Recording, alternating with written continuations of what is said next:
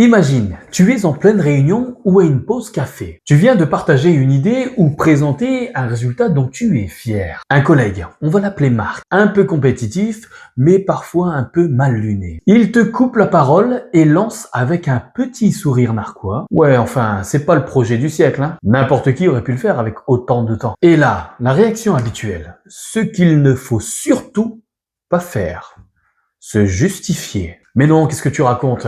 J'ai passé des nuits là-dessus. Et puis le comptant est client. Là, tu vois, tu viens de commettre une erreur. Tu passes, aux yeux des autres et aux yeux de Marc, pour quelqu'un de faible. Tu as besoin de l'approbation des autres. Tu te justifies. Réaction normale, mais qu'il ne faut pas faire. Deuxième réaction, à ne pas faire non plus. Contre-attaquer avec colère. Et toi, t'as fait quoi à part critiquer ? Là, tu vois, tu passes pour quelqu'un d'impulsif et surtout qui ne sait pas gérer ses émotions. Alors voici comment tu peux gérer cette situation. Tu t'arrêtes net, tu attends que Marc ait fini de parler. Et une fois qu'il a terminé, t'arrêtes net, tu te tournes vers lui et tu le fixes. Pendant 3 secondes, dans ta tête, tu comptes. 1, 2, 3.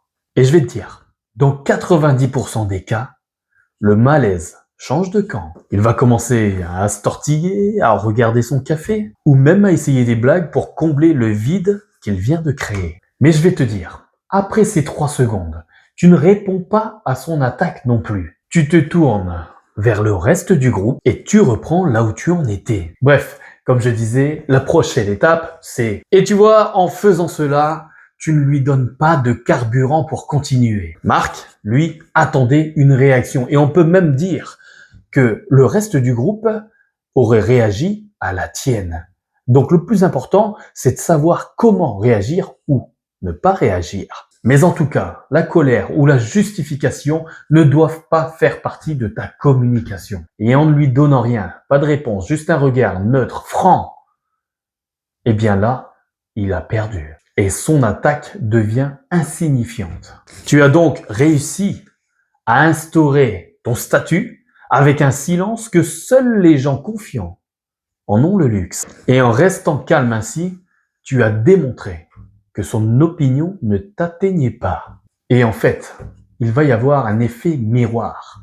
Le silence que tu as créé pendant ces 3 ou 4 secondes, ça va faire réfléchir le reste du groupe sur la méchanceté qui vient de se produire. Et c'est lui qui finira par être la personne toxique du groupe. Donc tu vois, ce que je veux te dire, c'est que la morale de l'histoire, c'est que le silence est aussi une réponse. C'est la preuve que tu maîtrises tes émotions. En ne donnant aucune prise à l'attaque, l'agresseur s'étouffe avec sa propre méchanceté. Celui qui réagit le mieux à la situation est celui qui la maîtrise.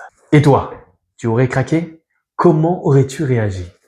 Dis-le-moi en commentaire et abonne-toi pour apprendre à oser dire les choses ou non, mais avec impact.